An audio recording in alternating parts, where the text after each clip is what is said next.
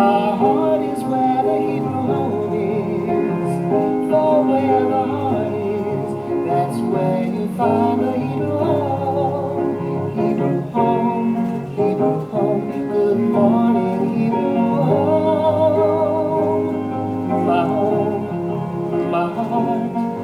My heart is where the Hebrew home is. For where the heart is, that's where you find the Hebrew home.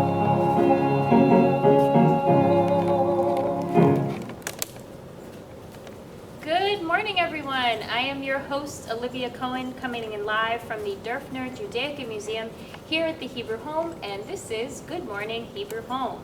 Today is Monday, June 22nd, and the time is 10:31 a.m. This weekend was our summer solstice on Saturday, June 20th, which is the official start of the astronomical summer. The summer solstice is when the sun will reach its northernmost point in the sky. It marks the beginning of the summer in the northern hemisphere and the beginning of the winter in the southern hemisphere. The June solstice is also often called the longest day of the year for those north of the equator. Sky watchers in parts of West Africa, the Arabian Peninsula, South Asia, southern China, and Taiwan have been treated to a dramatic solar eclipse. This eclipse coincided with the summer solstice, the northern hemisphere's longest day of the year. So why don't we take a look of some of the pictures that people were able to take in other parts of the world. So this is a picture of the eclipse in China. In our next photo, we have a picture of the eclipse in the Philippines. The next photo, this is in Taiwan. Our next photo, we have a beautiful shot with a bird in the background too. In India, this is what it looked like. I think we have one more. This is how it looked in Pakistan. So this is views from all across the world. We just took a little travel trip over to some other countries to see what was happening on the other side of the world. So, we don't have any viewer mail today, but we're always waiting and looking for your feedback, your suggestions, anything that you would like to submit. So if you want to submit viewer mail, you can write mail and leave it with your friendly therapeutic arts and enrichment programs person, or you can leave a message on our Good Morning Hebrew Home phone line by dialing extension 2813. Again, all you have to do is pick up your phone in your room and dial 2813. I had a few questions about the extension. It will not work from your cell phone. You can only use it in-house from a Hebrew Home phone. So just pick up any phone in-house here and dial 2813 and leave us a message. We're looking forward to hearing from you. A little later, we will have Josephine Catalano, our Director of Volunteer Services and Intergenerational Programming. She'll be joining us. We have a great show planned for you today, so let's take a look at the weather in our neck of the woods. Today will be partly cloudy skies. A stray shower or thunderstorm is possible, and we're going up to high 88. It's going to be hot today, guys. Make sure you're staying hydrated if you're going outside and finding a shady spot. It's really important. Let's move to this day in history. June 22nd, 1937. Joe Louis. Any boxing fans out there? Joe Louis wins the World Heavyweight Boxing title when he defeats Jim Braddock in an 8th round knockout. So that's pretty exciting. Let's move on to 1970. President Nixon signed a bill to lower the voting age to 18 for all federal, state, and local elections. In addition to lowering the voting age, the bill placed a 5-year extension on the 1965 Voting Rights Act, which gave more than 1 million African Americans in the South the right to vote. So that's pretty exciting as well. Also happening today, a few interesting things. It is Global Smurfs Day, So if anybody loves the Smurfs, today is a day to celebrate Smurfs. It's also a favorite of mine, National Chocolate Eclair Day. So make sure you have one today. Another favorite of many people, not very much mine though, is it's National Onion Rings Day. So if you can, get some onion rings. This is a weird one. It's Stupid Guy Thing Day. So I don't know what that means, but it's also that today. And this happens to be my favorite, which I did not do, but it is Take Your Cat to Work Day. So if I did, I would bring all of my cats. But we also have our sensory cats, so technically there are cats here. Famous birthday for today, June 22nd, that is today, yep. June 22nd, 1947. Don Henley, I don't know if anybody knows who he is. He was a singer and drummer for the Eagles. He was the band's 5 #1 songs and top 40 hits made them one of the most successful 70s bands. They split in the 1980s, and Henley started his solo work and produced 3 albums. In 1990, Henley and one of the other band members started to write songs again, and the group reunited in 1994. Their reunion has continued since then. Other famous birthdays today: Elizabeth Warren, Meryl Streep. What's your favorite Meryl Streep movie? Let us know. Leave us a message. Also, Cyndi Lauper. Any Cyndi Lauper fans out there? Girls Just Want to Have Fun is a great song. Other birthdays today for residents. Today we just have one resident birthday, Molly M. So happy birthday, Molly. Our staff birthdays, we have Jen Flood from Clinical Nutrition, happy birthday. And also Brianna from Housekeeping, happy birthday.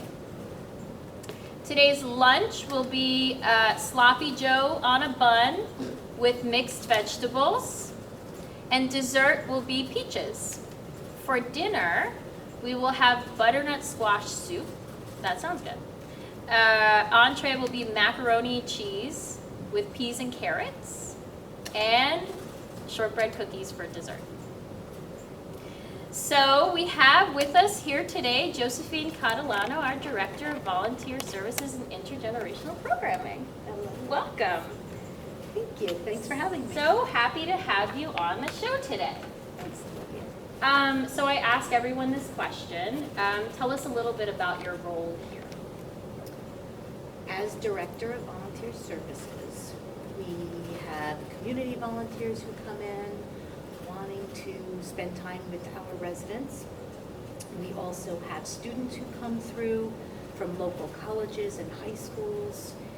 And also as the intergenerational piece, we have those large groups of children aged 3 through 23. So the volunteer department is not only for community people and for school, kids from schools, but also for our youngest visitors. Yeah. We really have just across the age spectrum people coming in here. I have to say that your office also is just a hub, pre-COVID, is just a hub of people coming in and out, all different age groups of volunteers, students, people reaching out to send cards and wanting to pass out cards and stuff. There's just so much that goes on in that department. You guys are really busy. We are, we are, and we're also the home to the Hope students. Right. So that also makes it even that much busier. And I can tell you that I have reached out to so many of those volunteers through this time because, as you know, we can't have any of the volunteers on the campus. Right. So we've made phone calls to the Hope students, and they're all doing really well. Mr. Nick and Mr. Gary, and they're all doing really great with the kids. So just so you know, they're great, and they would love to get back here. They're good guys. Yeah. Can we tell the viewers a little bit about what the Hope program is? We have families watching on YouTube and hopefully just people just wanting to watch the show, but what is the Hope program? So healthcare offers permanent employment is the actual acronym and what that stands for. And the whole premise of this is that high school students who have developmental or intellectual disabilities are given an opportunity to learn work skills and also continue with their studies. And that's where Mr. Nick and Gary come in, so that not only do they monitor their work schedules throughout the day, but they also continue with classroom reading and math skills. So we're one of the job placement sites and are considered one of the premier ones, actually, because the students that come out of this program, out of the Hebrew Home, they go on to be offered permanent positions in hospitals and other facilities. We actually have William Bazan, I don't know if you know William, who was hired from the HOPE program a couple of years ago through transport. So we're really proud of the program and what we're able to teach them. So here. students come in and they basically have their classes here, they're going to school here, and then they also have time to go to their work sites within the home. So they may be helping to pass out mail, helping with other departments, wherever they may be needed, and basically take on a job and also create these beautiful relationships with the residents all at the same time. Absolutely. So one of the things we did a couple of years ago was to include some of the residents in those classroom times, and the residents that were interested. And it was not ever mandatory, but there were some residents who really wanted to have those sit-down connections, and really that program blossomed because the students really got so much from working with our seniors, our residents. Maybe they didn't have that in their own homes, but here they were speaking to articulate older adults about current events or about life, and it really makes a difference for them to have that perspective. Yeah, they definitely make some beautiful relationships Really here. beautiful. So I want to paint a picture a little bit. So back in March, when everything was kind of just starting out with COVID, we have a flourishing volunteers department with volunteers coming from everywhere, you know, either meeting for friendly visits with their residents and or helping out here. And then we have our interns and students who are coming here. And then we have our HOPE program. So we're busy, we're moving, we're bustling. And then basically at some point we had to kind of just shut the doors for volunteers coming in to keep everybody safe. But it was pretty abrupt. It happened pretty quickly, and just like you were saying before you reached out to the HOPE students, I'm glad to hear that they're all doing well, and we miss them. We miss all the volunteers, and that was a big part of our programming, even summertime with our bringing students outside, right? Yes, absolutely. So I'd like to, I guess, paint a little bit of a picture of what does the volunteers department look like now without having all these people come in. Right now, we are actually helping to man the labor pools, right? So those are staff members who are being assigned to tasks that the staff need help with, whether that's calling residents or tenants over at Riverwalk to find out their meal selections, right? Because food service needed those hands, or taking residents outdoors with the outdoor initiative, or whether it's the visits from the families, escorting residents downstairs to meet with their loved ones with the new visit program. We are still trying to monitor that. And last week we had voting. And voting looks very different. Very different. Yeah. So the primary is actually tomorrow, but we went to an all-paper ballot primary, and so we needed a lot of hands. We needed volunteers. So the staff become volunteers, which is nice to see. Everybody kind of jumping in a different role to help out in whatever way they can. So we're still monitoring those kinds of volunteer type activities. Plus, we have gotten so many wonderful notes and cards, and we had friendship bracelets delivered. We have some students who are videotaping themselves doing art classes or technology classes, and we have volunteers who are just sending me video, which I hope to be able to put together soon and share with the residents. But the volunteers have remained connected, and some people we knew before, and some new people that we welcome as their hearts were opening up to our residents and the Hebrew home in general. People made their way to sending, like I said, lovely notes of support, not only for the residents, but also for staff. So really, really lovely. It's So really, keep them coming. Yeah, keep them coming. Yeah. It's really beautiful and lovely to see how, I mean, you kind of coordinate and foster these relationships, whether it's by finding a good match for a volunteer visit or finding a placement for a student to come in. And it really speaks a lot to how that connection has really stayed tight with everyone not being able to come in, but still wanting to reach out and stay connected with the residents in the home and whatever is going on here. It says a lot about your department. Thank you. And I'm also kind of noticing it too with the staff volunteers that we have here. A lot of people, from what I've heard too, have been placed in different roles, and so are having different connections with the residents. Maybe somebody who works in a department where they're not interacting with the residents as much are now coming to meal times and making relationships there. So it really seems like your department is really about creating and finding those ways for people to connect and create those relationships. And then from there, it helps the home. So true.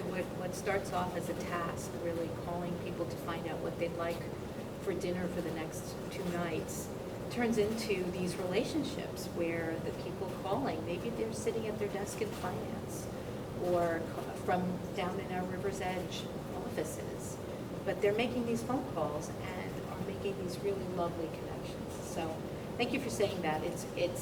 At first it's really daunting for somebody, a staff person, to be put into this new role, but once they let themselves really just connect, it's really lovely. Yeah, it seems like it's just, the volunteers department is kind of just taking a pivot and just still there, still functioning, still, thriving, but just with a different set of people coming in to fill the need.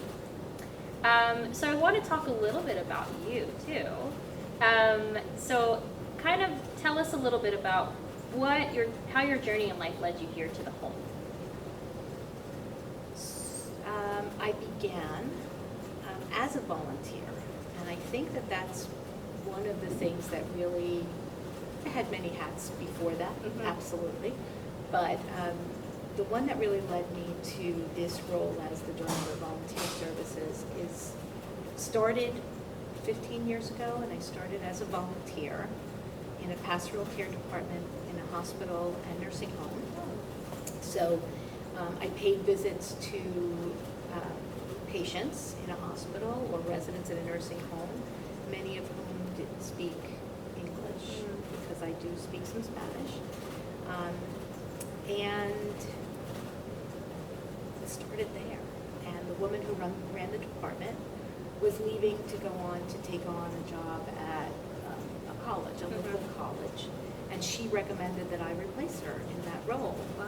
And so I had an opportunity, and it felt very natural because I know what it feels like to be a volunteer, and I understand some of the motivations behind being a volunteer, so it felt very natural.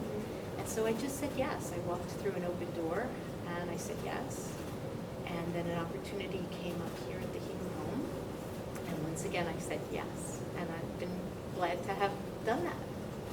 That's great. Really coming from a place of yes and leading to Yes, just great yes, things.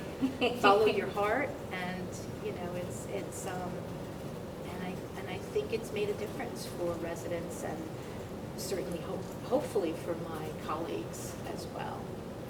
Yeah. I mean, it definitely, like I was just saying before, making those connections and keeping them through a time like this with everyone on the outside it just shows so much how strong those connections are. So you had the experience of being a volunteer and then moved into the position of actually running a department. And so what is it about this population that really stands out to you the most?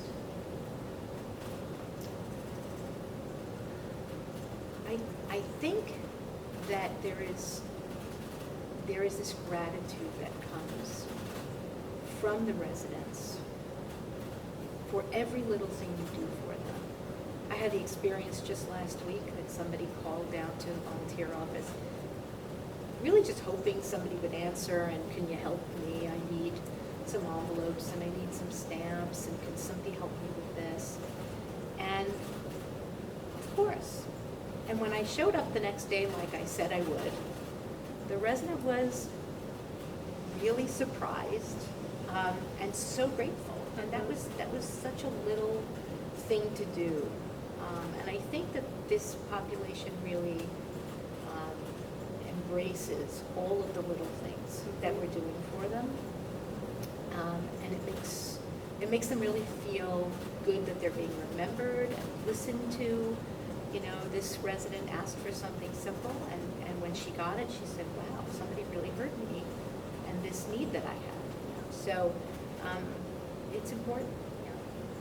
I feel like also there's just hearing you say that there was something so simple, and it's just like, yes, you know, it's Yes. just, yes. Keep saying yes. Keep saying yes. We really, I think that that's something that the department has always done, and that is to continue to say yes, as well as we can. Obviously, if you know, but that's really our goal. Yeah, it makes so much sense too. What does it look like right now outside of here for you? I know that you're home with your family and you have children. I have a son who graduated from college virtually in May. Yes, he graduated from Rensselaer Polytech. Congratulations! So thank you. He is officially a computer engineer. Oh wow! And looking for employment, which of course right now is not so easy. So he's taken on some tasks around the house. So he's been a good compadre. He's a good roommate. My husband just went back. Well, he works at a church, and he just went back to Catholic services on the altar. As the church is in Westchester, we live in Westchester, and the church is reopened last week. So he's very happy to be back to serving, which is wonderful. And that's it. Team 301. That's what we call ourselves in our texts. Is doing well now. I'm happy to share it that we were sick. We did get the virus in my house. We didn't avoid it, unfortunately. But I'm really grateful that I'm back and we're healthy. And my middle daughter lives in Brooklyn, and she stayed away and has stayed away, and really has been really good about the social distancing. She works for the Board of Education. And my oldest lives in Los Angeles. She lives in West Hollywood, so we FaceTime very regularly, very regularly. So I'm glad to hear that everyone is well. thank you. And doing everything they need to stay well. Before you go, I want to ask, as I usually do with everybody, but is there anything that you'd like to say to our residents who are watching, who are kind of adjusting now? I think we're finally in a place where we're adjusting a little bit to what the new norm is, but anything that you'd like to share with them, and I know many of them very well know you, but they're watching. I was so glad to get back up onto the neighborhoods last week and stop and wave to some of you through the voting. And I do miss seeing you all on a very regular basis. I want you to know that the volunteers that have been so close with you, some of them have asked for some of your phone numbers. Those are the people that you have relationships with. I would obviously never give phone numbers if they don't know you and you don't know them. But they're missing you. We're missing you in the ways that we would see you so regularly before. We really look forward to a day when we can see you in person again on a very regular basis. And so stay strong and stay well. And call us anytime in the volunteer office. Say hello. We're at 1404 extension 1404 from your rooms. Call us and say hello. We'd love to hear from you that you're well, or if there's something that you need that we can help you with. Dorothy and I, we're a small but mighty team, and we're happy to help in whatever way we can. Beautiful. And primaries are tomorrow, and we are all set here. We're all set. They How picked many up the votes. people? Several hundred votes, paper ballots were picked up. I forget the exact count, Olivia. I think it was close to 300. Wow. And for those of you who voted, know that it was a presidential primary as well as a local primary that you voted in on paper ballots. They were picked up late Friday.